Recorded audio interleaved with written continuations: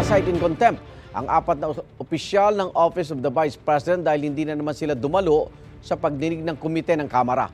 Sabi ni Vice President Sara Duterte, may mga pinaghahanda na aktibidad ang kanyang opisina, sabay giit na hindi niya pinipigilang dumalo sa hearing ang kanyang mga tauhan.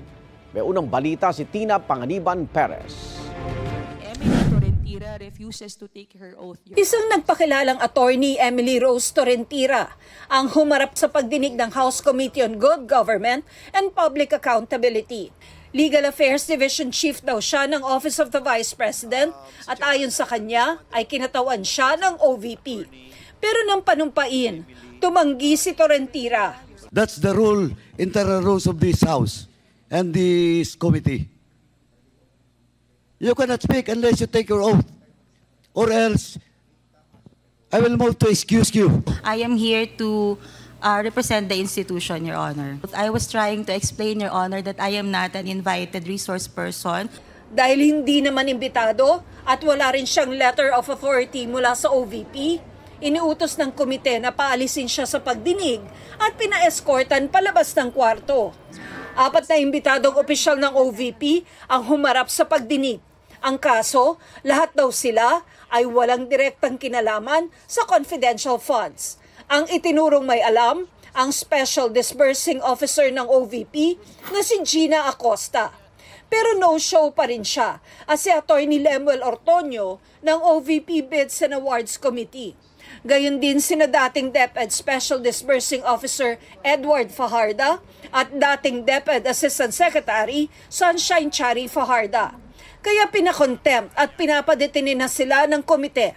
Ilang beses na silang inimbitahan sa Kamara para sagutin ang mga tanong tungkol sa paggastos ng confidential at intelligence funds ni Vice President Sara Duterte.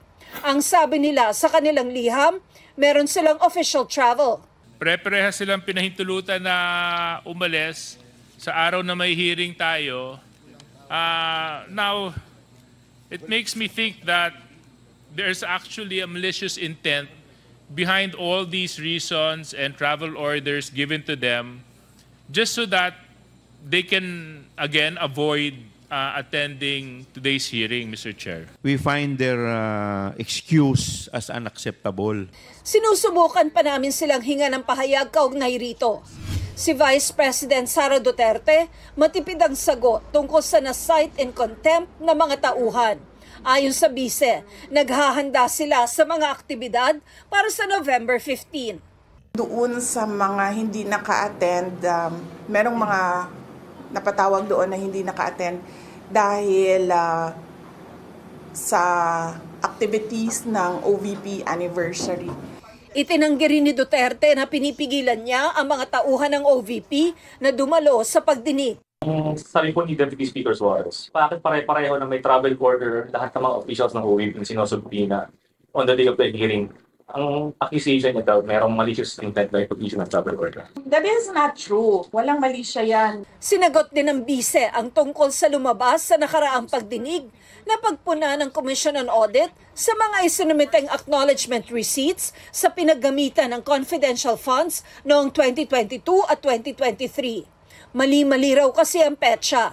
May mga lagda pero walang pangalan at may mga hindi rin mabasa kung sino ang signatories. Purely paninira. Siguro ang tamang venue kung saan kami sumagot para sa audit, hindi man lang sa confidential funds but sa lahat ng audit na ginagawa sa aming opisina sa Office of the Vice President is in the Commission on Audit. So, as we said from the start, we have been fully cooperating with all the AOMs. We have been answering all the questions. Kaugnay naman sa operasyon ng satellite office ng OVP sa Bacolod City, sinabi ni VP Sara na posibleng hanggang katapusan na lang ito ng taon. Hindi idinetalye ng bise ang dahilan, pero ayon sa kanya, nakadepende raw ito sa adjustment na gagawin sa pondo ng kanyang tanggapan. Binawasan ito ng Kamara at Senado para sa 2025. Ito ang unang balita. Tina Panganiban Perez para sa GMA Integrated News.